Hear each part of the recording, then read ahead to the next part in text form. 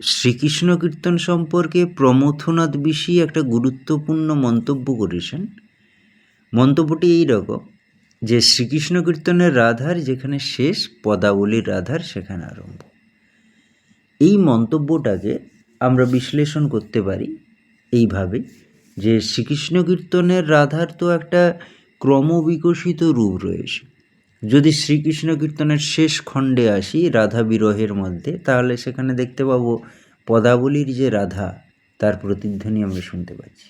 কেন না, এই যে রাধা বিরহ মধ্যে রাধার যে হয়েছে বিরহের আরতি, তা স্থূল দেহ সম্ভোগের সীমানা পেরিয়ে আত্মিক মিলনের দিকে তার যাত্রাটা বা অভিমুখটা, যেইখান থেকে শুরু হয়েছে পদাবলীর রাধার।